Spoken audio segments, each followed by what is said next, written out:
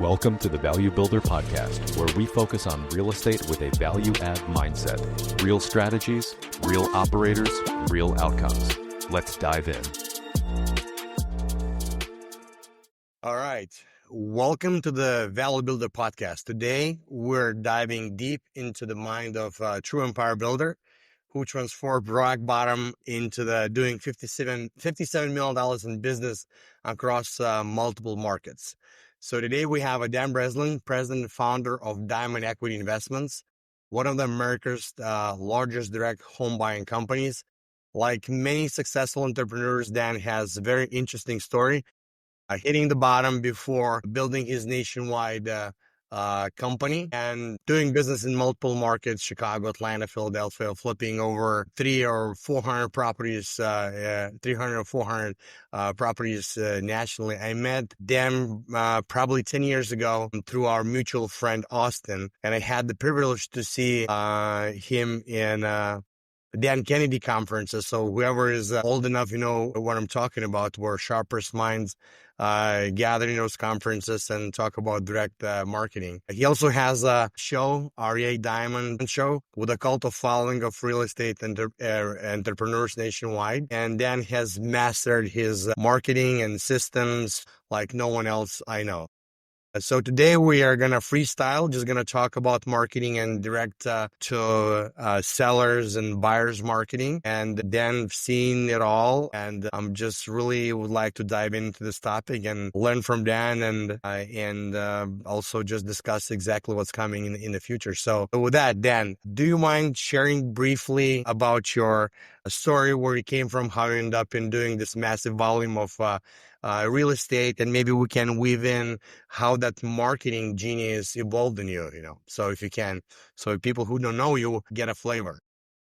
Yeah, fair enough. For a lot of my life, my story in my life was, it was like drug addiction, struggling with alcoholism, struggling with drugs. And that felt like a majority of my life. And when I was 32 years old, so that's maybe 2012, I was able to finally put that in the past, and, no more drinking, no more drugging. So it's been, 13 years and a half since that. And now it's becoming a bigger part of my life, maybe that I'm clean than when I was using drugs and alcohol.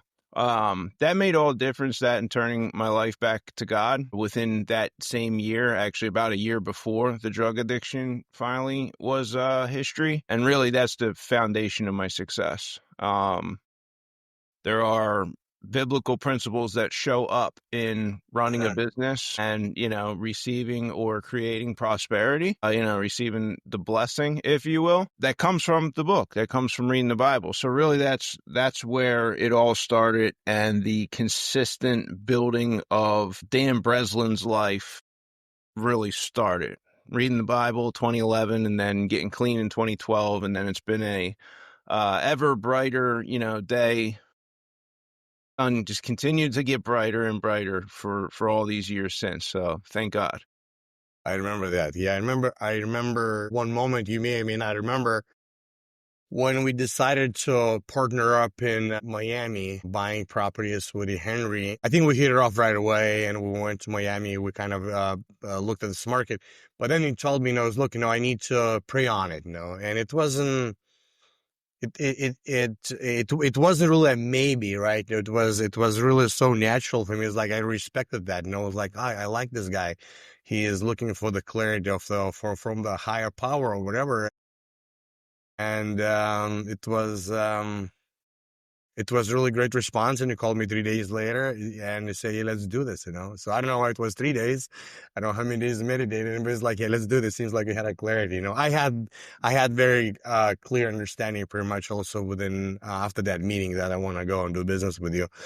But I remember that. So on top, one more thing. So till 2011, 2012, was it like a Tony Robbins moment? Dan is one way, and next day, screw that, that's it. I'm reading Bible every single day, no more drugs, and it's like next day? Or it was like a transition a couple of years? No, it wasn't a Tony Robbins kind of moment. It was like a slow transition, and it wasn't like I was just like very highly committed drug addict all the way up until that moment when I picked the Bible up. I had years clean in the past and struggled back and forth. So anywhere on the spectrum of, kind of being wrapped up in an addiction or maybe clean or trying to go in one direction or not trying to go in the other, but going there anyway. So that was the 2011, start. It was a very, very interesting time to go through a spiritual awakening. And it was, like I said, it was not an overnight thing. It was definitely a process. So yeah, it's still going 10 years later, still evolving, right? Yeah. I mean, there were specific moments along the way, where I learned and did certain, prayers that would have been completely alien to me before, committing myself to living a life the best I can according to God's will. Like there was a moment that I remember that happening, right? And there were a few of those kind of moments throughout all of the time in the last 13 or 14 years since that time. But yeah, I don't know that they're like, it's a single, the 180 shift right there in the moment. Interesting. Not for me. Maybe others have that. Yeah. I can relate. I can relate to, I've attended Tony Robbins CPW. I think that was a very, pivotal point when I, starting realizing different values or how I see the life and how I understand it. But yeah, some folks have it like, one day, that's it, no mas. But these stories also very inspiring when, they're shifting to a different type of North Star, right? Completely different North Star. So great. All right. So let's go right now to your marketing genius, and I learned so much over years from you, and you have this very innovative mind, but at the same time, I see you are very rooted in fundamental principles of marketing. And I believe I'm also a little bit the same way. I know I met you in Dan Kennedy conference. I don't know if we were doing business already, but Dan Kennedy is you meet those old OGs copywriters, right? Which I think, new wave of marketing that we're right now living in, that social media and audience building and stuff like that. I think that people are kind of forgetting about it. But if you understand the whole spectrum, you understand that that new thing is actually probably, I put it maybe only 10% of entire thing, all the marketing, what it is, right? And fundamentals are still fundamentals. So, so the clear question would be, when and how did you realize that you're good in that you like it, and how did that happen in terms of marketing skill and genius? Yeah, I mean, I think I'm okay at it. I think there's people who are actually a lot better and who are probably challenged with getting their numbers right and their message right a lot tighter than what we have to do in the real estate business. And I probably compensate for that because we're doing large deals. So like most people, in the early days of trying to market to sellers, they flip a house and they make like $50,000, $60,000. And all right, great. I'm going to put like $5,000 back into marketing. This is going to be great. I probably put 25,000 back. If it was my share and I was making, 25, I'd probably put $17,000 to $20,000 back into marketing. So for me, it's, you mentioned this marketing versus branding thing. I'm kind of playing a branding game more than I am a direct marketing discipline Dan Kennedy game. I don't care what the response rates are. I'll go back and see where a deal flow came from, and I'll modify and adjust from there. But I don't care what the response rate is. And I vaguely know what the cost per lead is, but I don't know or care about that on a per channel kind of a thing to go through and say, well, this one costs us more per lead and this one costs us less. But the one that was more per lead, turns out we have more appointments. But then, dude, do we get deals from it or not? I'm like trying to understand the story of the seller on the deals that we got and how can I get back in front of those people? And I'm willing to stay in front of those people for a decade until they're ready to sell again with an oversized marketing budget focused probably on branding. Yeah. Yeah. The one thing I caught is 17. It's 3-to-1 kind of ratio. I remember when I was doing more direct to seller marketing like I used to do right now, when we're buying houses and apartments. No, it was also in my mind was always about 3 to 1. 3 to 1 meaning that if I can spend $1, but then in gross profits I can make three, then I have just the control to make money out of those two in operational costs, and it's gonna, it will make money. So always like three gross number to $1 spend. No, so I think that's probably 17 to 50 that comes down to you, right? With that. Yeah, it probably is. And like the big risk in the business that I don't really like the risk in the business is your operational can turn it into, $1 to $1 comes in or $0 to $1. It can happen fast. You miss one lead on, the lucky deal that was going to be, top 3 deals of the year, and your 3 to 1 turned 2 to 1. And the businesses are really highly, highly at risk to that marketing budget because it's so expensive to do that. Yeah. I mean, yeah. Another thing I just learned also that you are not probably so rigid on calculating what's the deal cost, what's the lead cost, because you playing right now more branding game. You mentioned you looking at 10-year deal maybe cycle. And I remember was my challenge, was, in terms of, lifetime of the lead, value of the lead. Because I remember I used to have 3 KPIs most of the time. What's my response rate? What is my lead cost? What's my deal cost? But a lot of times we'd be like, oh, shoot, no, if you continue to market to the same lead, for example, 3 years later, you get a deal, but you measure it only in 1 year, your metrics kind of off, You can't really understand, because you're going to the brand game. So was it changed throughout the years, or you always were so long on lead, or you never tracked those? You never were a Nazi like I was. I was really kind of almost like, what's my response rate? What's my lead cost? What's my deal cost? And I used to measure maybe like over a year, over a month period. That was my metrics. And then I would back in maybe over a year. And I knew it was a lag, it wasn't getting the clear picture because sometimes you're getting deals, so much later, especially keep marketing. So the question is, did it change over the years or you always were like that? I mean, I have a notion of what the leads cost, but like it doesn't really logically make sense to like measure them on a weekly basis or anything like that.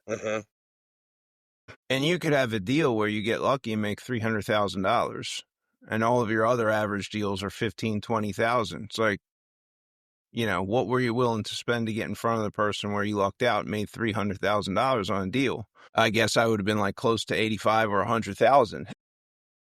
Exactly.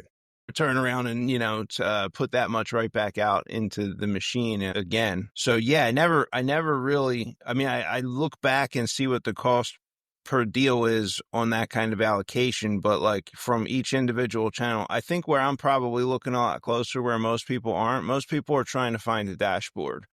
I'm reading every single lead that we put under contract and I'm like watching every testimonial video and I'm like kind of I'm in AI and I'm being fed all the information from the CRM on the deals that are going. So, cutting waste is not as important to me as increasing value. If that makes sense. Talk a little bit about increasing value of the, increasing value of the whole as a marketing or increasing value. I think most people are tracking all these metrics and they're trying to find, where can we cut out the waste where it's not working? And that's the question they're trying to answer. The question I'm trying to answer is, hey, can we do a $300,000, a $500,000, $1 million deal? And what does that look like? It's going to be hard to do $1 million deal in a neighborhood where the ARV is $290,000. Yeah. I don't think most people sit back and, think about that. If you want to make $100,000 on every deal, it's like, are you just like doing your marketing and running your business in a $290,000? There's a lot more deals in a $290,000, $350,000 neighborhood that are distressed than you're going to find in $800,000, $900,000, a $1.5 million neighborhood. So it's like, it kind of brings you to the place where you're at now, where it's like the deal size becomes like important 20, 30, 40 grand per house, flipping houses is great. And then the operational overload of doing that kind of business, start to see a couple deals that people go to settlement. Maybe it's $1 million deal. Maybe it's a $3 million deal, $5 million profit, right? We're talking not just like the purchase price of the deal. And we have friends, both of us, who've done many of them. You've done them. And you're like, oh, I only have to do one of those every 18 months, let's say, or even 24, 36 months. And it seems like a lot less work. And I assume it's a lot less work. I haven't done a $3 million profit, but I hear you and some of the other people we know talk about that, and it does seem like a lot less work. We're signing, 17, 25 leases over the 3-year period, probably making a bunch of showings there, but a lot of times there's brokers involved too. So it's not like, but yeah, I think that's what it is, right? It's like you're probably answering that question a little differently than I am, where it's like, where can I increase the value? And it's like the value of the transaction and the value of the size of the profit, right? Yeah. And I want to fish more there. That's kind of how I've optimized over the years. Yeah, and I think very similarly. I think I was trying to optimize maybe in a different ways in the past, maybe not. But here's how I would frame it, right? I think one good statement or thought I heard from Pat Hyman in real estate, pretty much, it's a game of singles when you get a home run once in a while. This business does not work if you go only for home runs. And this business does not work if you go only for singles. You're hitting singles, we'll call it 20, 30, 40, 50. You have to keep hitting singles in order once in a while to get a home run. So, but if you're not swinging the bat, you're not getting those home runs, and there are folks, and I was probably guilty of that when I was trying to optimize a lot of times only for singles to get those averages, right? Dialed in those averages, so they just keep feeding the machine and giving the averages, getting a lot of singles and be very predictable. A lot of times marketing and operation costs just drown you in not being profitable, put your kind of, eye of expectations that home run is going to come. And some folks, they're looking only for the home runs, and they're not swinging the bat. They're not making enough risk when they are forced sometimes maybe even go borderline, maybe lose sometimes on a deal, just because you're just not swinging the bat enough. So I think this game is you have to do singles in order to get home runs. That's how I see it right now. But yeah, I'm going right now definitely not for doing more transactions, but trying to see if you can get more value per transaction. But at the same time, you have to swing the bat. If you're going to go only just for the max amount of value, least amount of risk, you're just not going to be able to buy enough deals. And people who have skill or capacity or for whatever you say to take that risk, they're just going to take the deal from you. Yeah, and the other end of hitting home runs, I think is over most people's head. Like if you've never made $100,000 on a deal, it's going to have to take a lot more luck and millions of singles before you finally step in the pile of shit that is your $100,000 profit. Maybe that's COVID has to come and the interest rates have to go to zero, and you happen to do you got 8 flips on the market. And one of them is in a $400,000 neighborhood, and when the rates go to zero, all of a sudden you get a $480,000 offer, and the deal you thought you were making 40 on turns into 120. That's what getting lucky looks like in the real estate business. I always like to say to my team, you can't build a business on luck. Don't underwrite the luck in a deal. And most people are out here underwriting the entire business on luck. Exactly. They're chasing the gains. They're not protecting the downside. Doing home runs is a lot easier when you have partners who are in alignment with you. And what I mean by that is everyone's going to eat at a certain percentage according to the value they bring to the table and to the deal. That's what interests aligned in a partnership means. When that happens, partners bring their best ideas, and they're bringing, the absolute best of their attention and their availability to the table in order to do the best deal possible in that example. So you have interests aligned with partners who probably have already done deals that are home runs in what you're thinking about. So I think back early in my career, 2007, I had a partner. His name was Dave. Dave was a few years older than me, 3, 4, 5 years. I can't remember how much. Not 10 years older. I remember that much.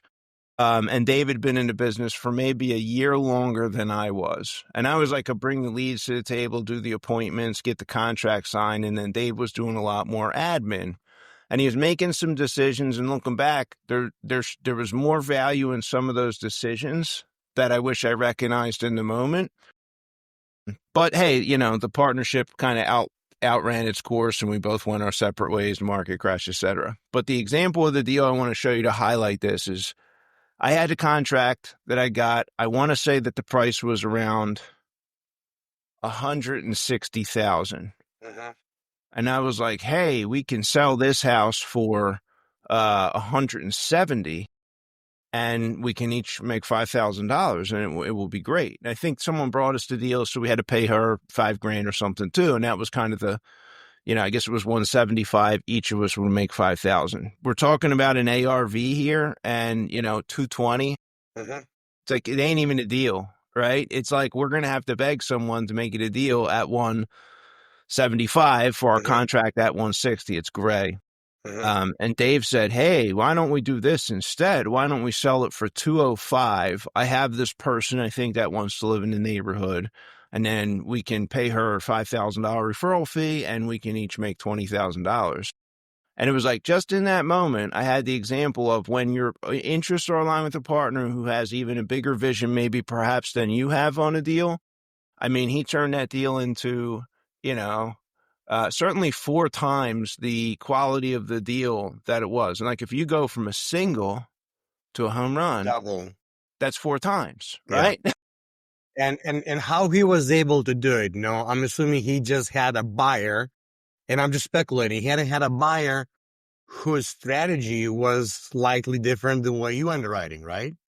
Meaning that's probably was buying a whole buyer, or maybe he needed whatever he was doing that a buyer was differently than you underwriting on REI. Was that a case? Yeah. I mean, that's how the rubber meets the road. But if we take it into more of a Tony Robbins kind of a thing, he had a better idea about how to make money on that deal. Exactly. And there's a whole lot of people out in the business who are too greedy. I want to make all the money myself. I'm going to do this by myself. And they kind of stay, in a cage of $5,000 deals like I would have been, instead of the $45,000 deal. That was kind of life-changing money at that point. It was like, wow, holy crap. And I can't tell you how often that happens in the course of my own business. So like, we do quite a few high-quality deals throughout every single year. And that comes from the partnership. It's not, Dan Breslin had this great idea like Dave did years ago and he turned it into 5. There's a lot of times, Act Manager himself in my company catches this idea to make a certain amount of money. And I think he's nuts when he's saying it. And then he goes and does it. And we actually maybe make double what he said originally, that I thought was a crazy number. So it's like, you never know where the great idea, this seed for the best deal, you never know where that's going to come from. And it's a lot easier if you're in a partnership. Now, I mean, there's a limit to that. You can't have like 275 partners or something like when they built the World Trade Center. You can't have that.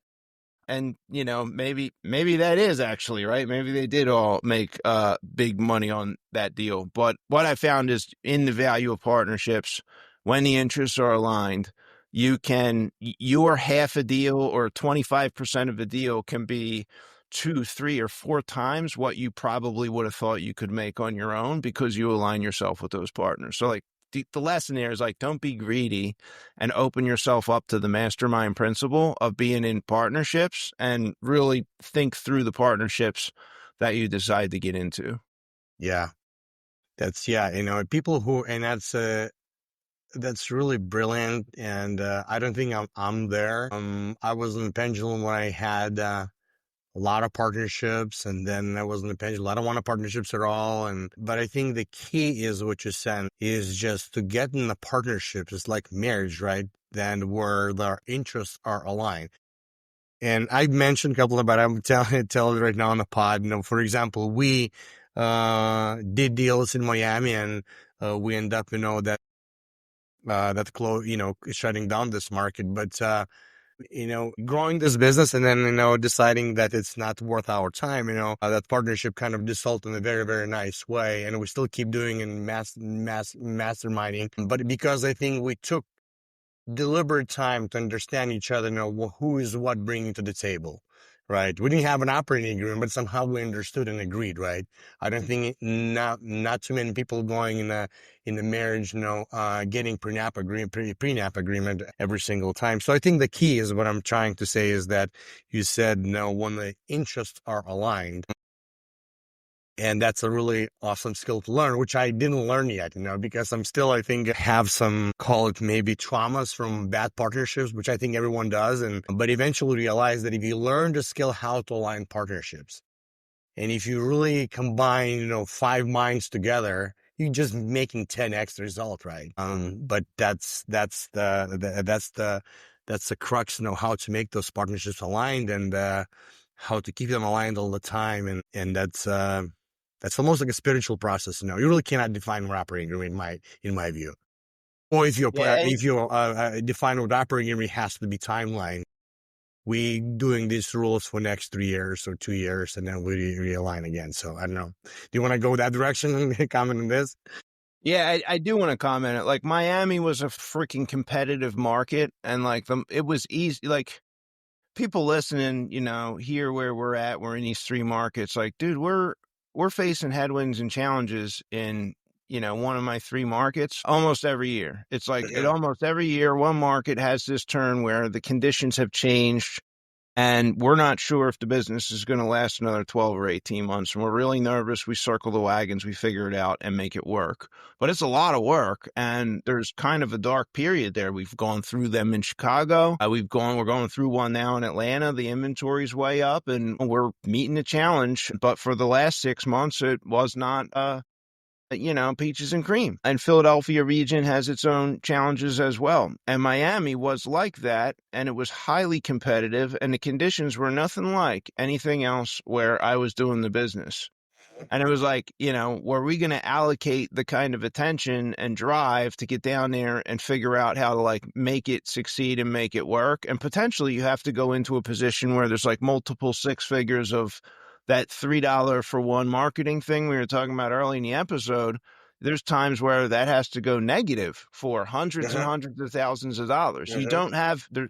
It's not like when you buy real estate and it's like, oh, the thing went down in value, you could sell it. When the marketing dollar's gone, it's gone. Like a lead might come back and then somebody with a high level of skill and a little bit of luck will have to go out and close the lead to turn it back into money. It's not like, oh, I just hire a broker and get rid of the property. We bought it for $1 million. It went down to 700,000. We lost 300. Oh, that's terrible. But at least we got 700 back. You're not getting any of that money back. If the Miami experiment continued to kind of trend downward. And I think that, aligning the interests and partnerships is go toward the hard conversations, number one. You have to have the hard conversations. And that's why we're on the call today and we've, stayed in touch. And I had no bad feelings whatsoever as we wound down the Miami market. It's like we knew we had to have a hard conversation. We quickly had it, right? There's no resentments building for years on end and one partner's throwing hundreds of thousands of dollars in and then, the other partner doesn't want to. And now there's a money dispute. It's like, no, we see the issues early and go have the hard conversations early. And I find that most people who are in business a long time and have a good reputation have that ability to have those challenging conversations up front. And my second word of caution is you don't hand off. It's pretty rare that you find an attorney who's capable of putting the operating agreement together in a manner that's going to head off challenges that you might have in the future. And one of the reasons is the attorney's interests are not aligned with everybody in the partnership. They're just going to rubber stamp, do the best they can to bring a few, common issues to the table that they learn about in law school that they put into the boilerplate. But there may be very specific things you would have to work into an operating agreement. And friends of ours saw in the commercial industrial world, they're very good at these very creative business structures with sellers who are contributing property, who are taking shares in the LLC. I mean, there is an unlimited amount of creativity that the investor, the developer, you and I, brings to the table and tells the attorney how to figure out. The attorney doesn't come up with these ideas. And Exactly. I think people get in trouble when they assume that the attorney, I know I've gotten in trouble when I assume the attorney is going to have my back and recognize all the risk in the deal, and I abdicate my own responsibility to analyze all that to the attorney. I've gotten in trouble. So that would be my other cautionary thing. It's like the caliber of the attorney helping you put together the partnership, in my opinion, is not going to indicate its proper alignment of interests at all. Yeah, I agree 100% unless he's a partner. Yeah. Yeah. And I'm not saying they don't add value, and there's a lot who add a lot of value and a lot who bring risks that I would have never considered on a lot of deals. So I'm not like trying to denigrate the attorney population out there who's listening. They're valuable. I hire them. I pay them. I love, some of my attorneys, some of them maybe not so much. And they have a valuable role, but the real caution is don't abdicate your responsibility to the law degree and think, oh, it's the attorney and he said so. It's like, no, make sure you have a high level of agency and responsibility in that deal anytime that you're hiring an attorney. And I'm not giving legal advice, so that's my other caveat. This is from my own experience. I'm not giving law advice. Yeah.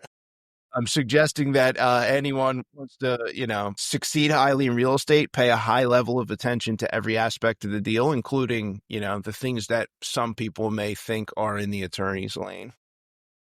Now, so on the same thought, I just want to see where you at with this. And I, while you're talking, I was thinking about it. And I'll give you easy pass if you don't answer. That's okay. I know I have a lot of partners.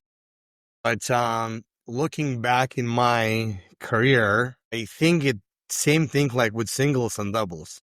My best partnerships and worst partnerships are without operating agreements. My contained partnerships are with operating agreements, but they never were like really beautiful, and they were kind of, nasty, so to speak, right? So I think I'm in the camp right now. I probably I want to confine partnerships in some sort of written understanding. But I think the most beautiful and kind of most like spiritual partnerships that we had no agreements, and we just kind of understand, and on a very high level what's integrity, how it goes, and we just never going to sell out each other ever, right? Where are you falling in that camp? Are you defining everything in writing in this stage, or you kind of still lose and expecting before the grace of God everything is going to go well? Yeah, I mean, there's a combination of that. So Warren Buffett is famous for buying businesses on handshake agreements. And I think there's a place for that, but like, I'm not going to loan, $400,000 out, even to one of my partners, without a note and a mortgage that we're tying to the property. So I think it's smart to make sure that, documents line up. We have documents throughout our company. It's not really my lane. I kind of have the executives in charge of each market and location who sort of handle that aspect of it. And they're very tight, HR, executive assistants, and highly talented people who put together the documents. So there's much more documentation floating around in the diamond equity deal circle. But I'll occasionally get a deal. It's pretty rare because a lot of times like someone refers like a house or something and it needs a renovation. The price expectations just don't work for us. We're not going to operate on like a very thin margin just for the pleasure of doing the deal and taking the risk. But there's times like we'll do 25% of the profit to a real estate agent. So like if an agent brings me a deal, I don't really care if it's on the market or not. Probably going to need to talk directly to the seller. So a lot of times it works when an agent has a seller who's like, hey, we're not willing to list this property. It's like, all right, great. Bring it to us. Whatever I end up with, I'll give you 25% of our net profit. If we do a whole flip on it and we make, 80 grand, that's 20,000 coming your way. If we don't, we buy it, paint it, carpet, sell it, and it's, 40 grand, that's 10 grand coming your way. And like, we haven't done written agreements on any of that. And I paid out, anytime those leads happen. It's pretty rare that we're doing a deal under that context, right? We're not like marketing that out there and like trying to push that as a strategy, but occasionally agents are like, hey, I got this deal. What would this look like? It looks like 25% of the net profit, right? I'm like, I guess it's in the email chain, but we're not doing like DocuSigns and NDAs and that kind of thing. Nice. All right. Great wisdom, man. Yeah, great. Tested the fundamental principles. All right, let's go back to on the marketing side. I think I wanted to ask you, marketing is just such a big thing. Like it's ability to write copy. It's a list. It is, variety of channels, and there is a whole science into what is called marketing. It could be dissected branding and stuff like that. But usually, in every single skill, there is like, something that is most important to that. Maybe that's 80% of focus should go into into that. Some people would say maybe that's writing. Some people maybe that's copywriting. If I would ask you, and if you take this marketing one, as a thing, what is the most important in the marketing? Let's say maybe in your business, if you can, and I can share, what I think, it is. But, or maybe if you have there are two, give 2 or 3. What do you think those are in the whole thing of marketing? What is the most important? I mean, I think people want a simple answer like, oh, it's do copywriting. Oh, it's include a call to action in there. Yeah, we could start by putting a phone number in there so that a seller could call us back. Yeah. Oh, it's the list. If you have this great, perfect list, then, you're totally set. Like, you need a list, that's going to go without saying. But only if you have limited budget is the list really all that important, right? So the more limited your budget, then the more you have to do. I guess, like, from my place, it's recognizing that marketing is not different from the deal-making side of the business. Like, it's all one continuous stream. And I think you have to pay attention in that stream after the leads are generated to figure out, are these the right leads?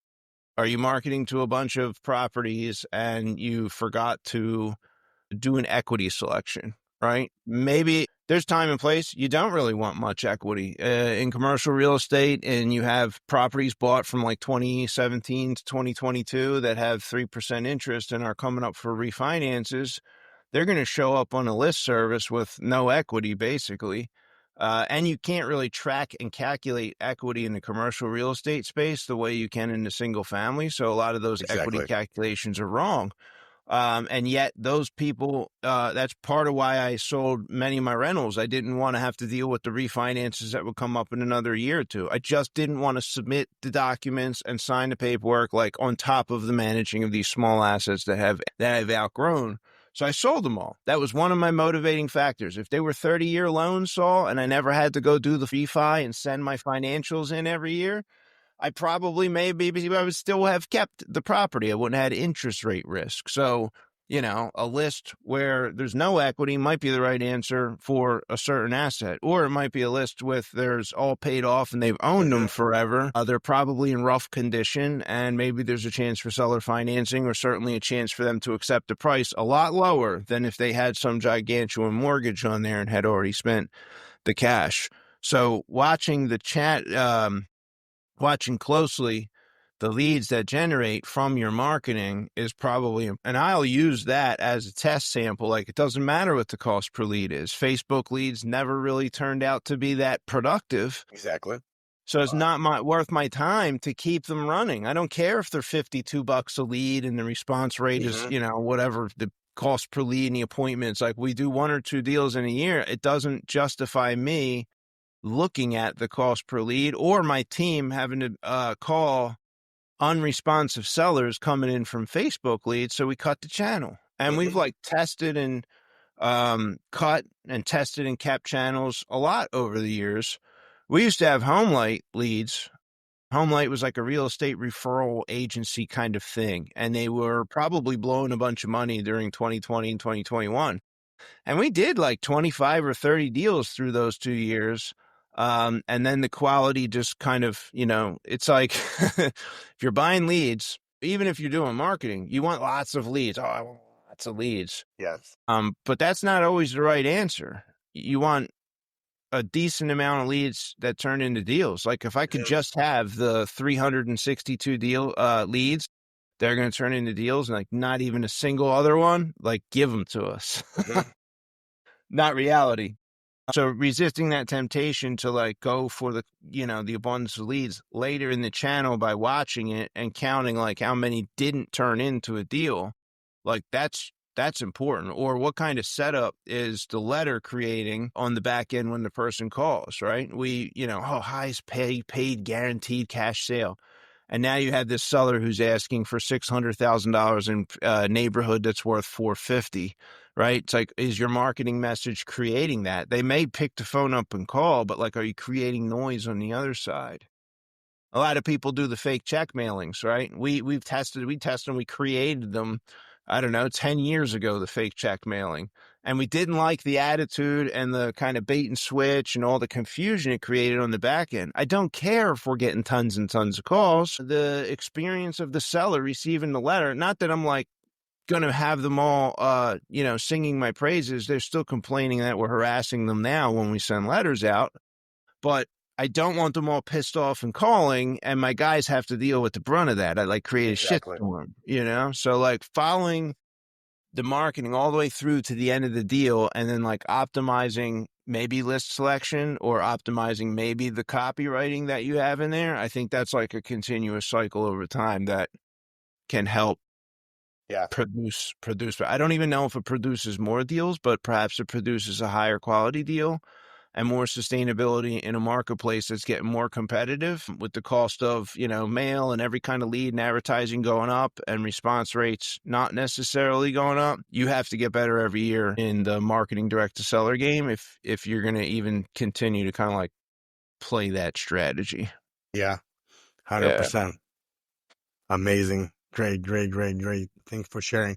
I can share what on my end, while we are answering, I was thinking, I think for me, Waldo was very KPI driven, cost per lead and stuff like that. I think right now is something what is not really measurable. Like Ayakoka said, no, I would like to know how can I cut marketing in half, but I just would like to know which one.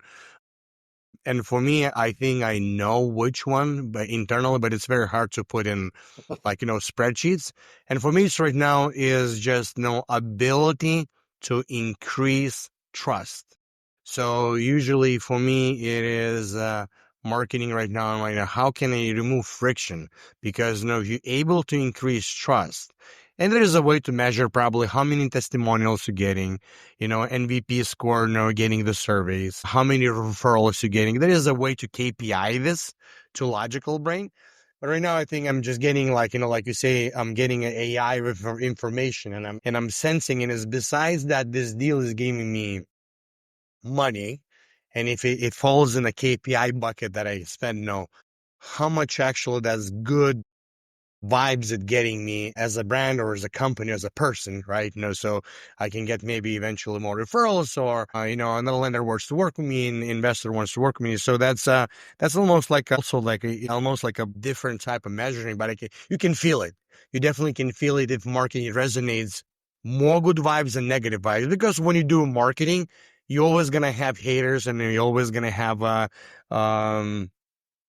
someone who praises you. I mean, if you only haters, obviously it's clear that your marketing does not work, or maybe the way you're doing business is right. But I think for me is really right now just how can I increase more trust with my marketing, and that commands so much how you have to conduct the business in order to get that right. Because if you're not getting that, probably your marketing does not work.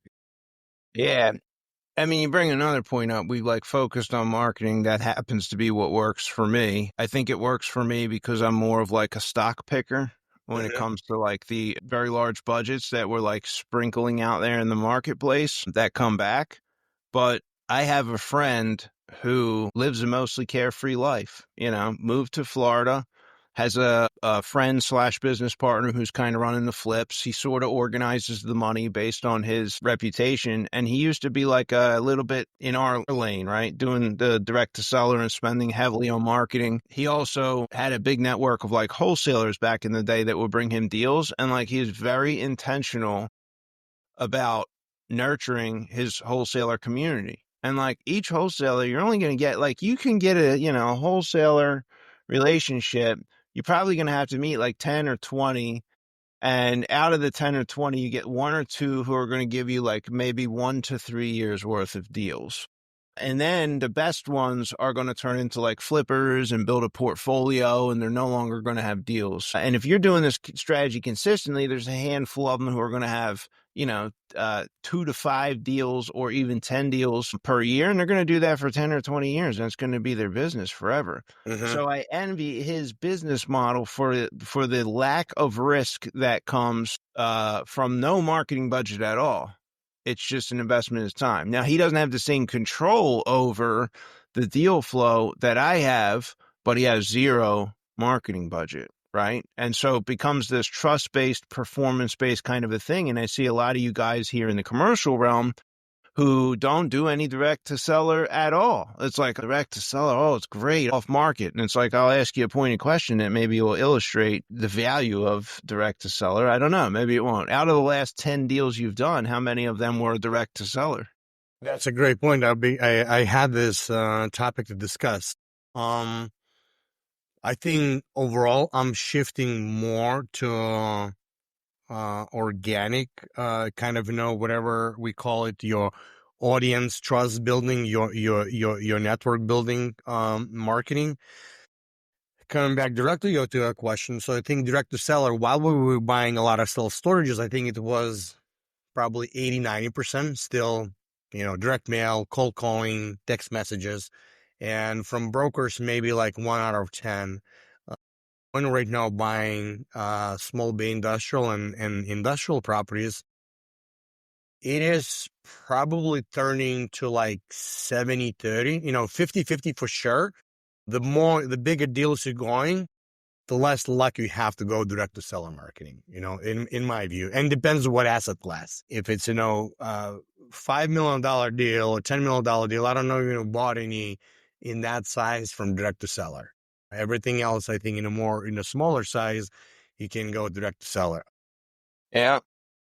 So where I'm at right now in terms of efforts, I think for me, it's right now 80% of efforts building the trust within your relationship with a network. I think it started with probably 10 years ago. I don't know where I got this idea, but I literally had a spreadsheet of my most important relationships. Oh, I think it's from Maxwell, Outliers. Outliers is a chapter about what our human brain can handle in 150 relationships. So I literally have 150 relationships on the spreadsheets, and every single year I take some relationships out, and put some in, but these are getting the most focus, and these are my family, friends, business partners, lenders, banks, but really it's not only from KPI perspective. There are people who didn't make any money, right? And obviously family members, right? But this is just something I have to nurture. I'm giving value, and there is a reciprocity in value and just doing life. So, and of course, I bolted on my VA, who is helping me to track their birthdays when they coming, if I have to buy a gift or whatnot, right? Just kind of, and it was really, really revealing that actually over a matter of couple of years, I just saw how I can just make that relationship quality better just because I focus on 150, right? So right now, a year ago, as you know, I started writing newsletter, and you were actually, I was doing on a Substack my video kind of, stories, and then it's like, hey, you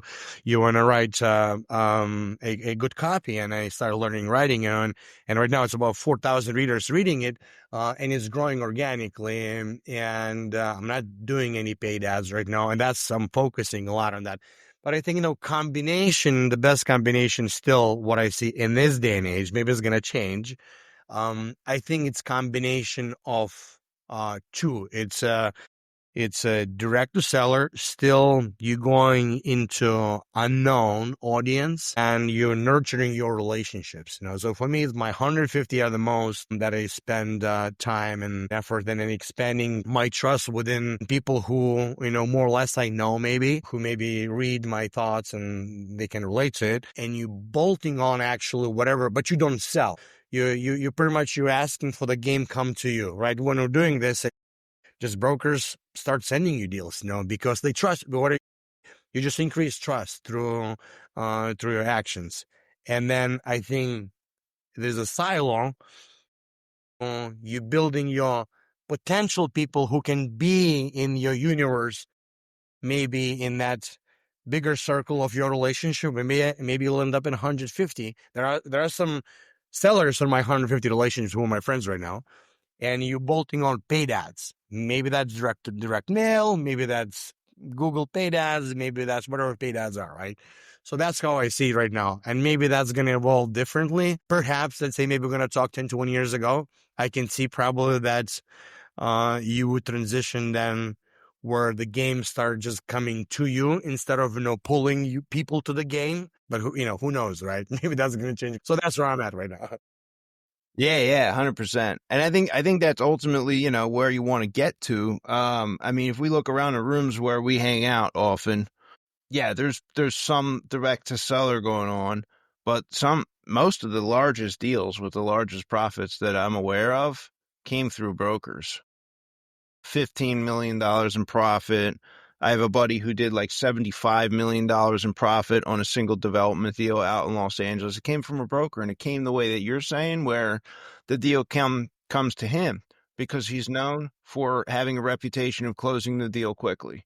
His reputation is not, oh, we're paying the highest price. Neither is my reputation. I'm paying the highest price. But if I put a number, I'm a market maker for a very wide variety of asset classes and properties and a very wide, nationwide footprint of the market. And I'm willing to back it up. If I tell you it's, 650 grand, I'm going to go to closing on it. I might lose money, right? But I got to be conservative because I am going to go to closing and I'm probably going to buy sometimes issues that I'm not aware of. Yeah. But the deals come to you. The longer you're in the business, the reputation should, I hope, pay out a little more. Yeah, 100%. I think when you think about it, right? Right, that's another thought, right? If you can transition with that, we call it trust or ability to execute. If you can eliminate the cost of just marketing all the time, which is in my view, it's like 3-to-1, like 30% goes out of the door if you do paid ads.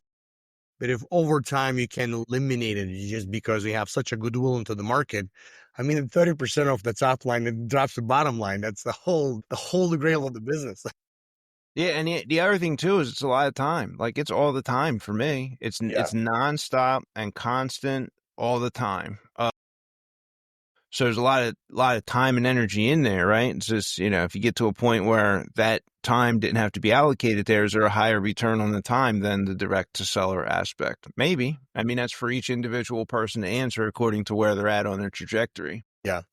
That's awesome. Cool. And like always was so many wisdom bombs from you. And I love to go in those conversations. We talk probably once every 3 months, but I really enjoy, man. I really enjoy. I normally leave with a personal question, if I may. Like always, you can get an easy pass. I pull from these cards. So if I may, I'll pull one. I got an easy one. What is your perfect day look like? If you can't, magic wand, how's your perfect days look like? Yeah, it depends, right? So my perfect day in the wintertime is at my house in Florida. I will take a Monday. I wake up early. I had good sleep. I probably went to bed early Sunday night. I walk the dog, and my meetings start an hour later because I'm on East Coast time and not the Chicago Central time. So it feels like I'm on vacation. And then because I'm well rested, the meetings kind of flow nice and naturally, and they're effective. And we're talking about a bunch of deals that go to settlement. If we're talking about the perfect day here, Friday, we do like a boat lease every summer. So it's 51 feet, 2-bedroom, 2-bath, a big cruiser, Sea Ray. Friday, we'll have that. My dad's in town and, it's Chicago and it's the summertime. And anyone who's not been to Chicago in the summertime, it's an experience that everybody should have at some point in their life, right? Sure. So heading out on the boat, maybe we'll grab some Gibson's takeout or something on the way and swimming at the playpen and just kind of kicking back and relaxing. All right, man. That's awesome. Great pod. Really appreciate you, man. Love to do it again. And I hope many people got a lot of, wisdom and took a lot of notes, and really appreciate you, man. Thank you. Yeah, and if anyone wants to follow me, I also write a newsletter every Sunday. Saul and I's release probably within an hour of each other every Sunday. Yes. So if you want to sign up for that, it's free. Diamonds.com. It's a little bit of commercial real estate stuff, a little bit of residential, a lot of deals for sale in there. So that's kind of how I'm selling property a lot of the time through that newsletter. We got about 17,000 people that open that every week. So readers give good feedback about gaining some value. So check me out there. Yeah, 100%. And sorry, that's definitely forgot about plug-in for sure. No, great newsletter. Read it every single weekend and try to respond to Dan every single time. So yeah, for sure, guys, you have to sign up. Thank you, Dan. Appreciate it. Yeah. Thank you. Appreciate you having me here, Saul. Thank you. You've been listening to the Value Builder Podcast. For more strategies, stories, and episodes, head to valuebuilder.co or subscribe on your favorite app. Always make it better than you found it and keep adding value. See you in the next one.